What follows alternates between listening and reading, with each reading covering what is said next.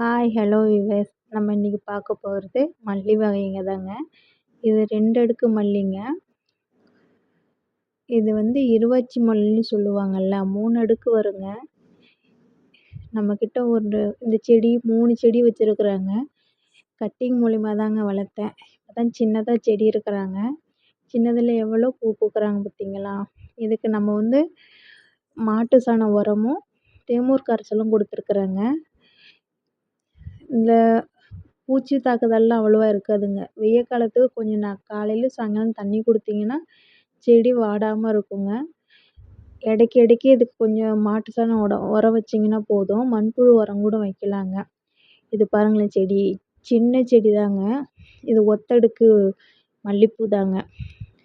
சின்ன செடியில் எவ்வளோ அழகாக பூத்துருக்காங்க பார்த்தீங்களா? இதுவும் இருவாச்சி மல்லி தாங்க. நீங்களே பாருங்களேன், எவ்வளோ சின்ன செடின்னு உங்களுக்கே தெரியும். தினம் எனக்கு பூ கொடுத்துட்றாங்கங்க.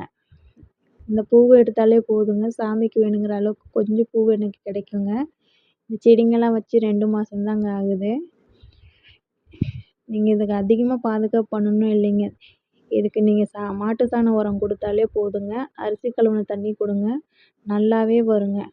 நான் நிறைய வீடியோ போடுறேங்க, யாரும் சப்ஸ்கிரைபர் பண்ணுறதில்ல. நான் வீடியோவில் ஏதாவது தப்பு பண்ணால் கமெண்ட் பண்ணுங்கள். என்னோடய சேனலை கொஞ்சம் சப்ஸ்கிரைபர் பண்ணுங்கள்.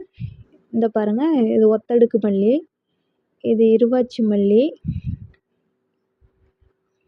அந்த பக்கம் இருக்கிறது இருவாச்சி மல்லி தாங்க. ஒன்று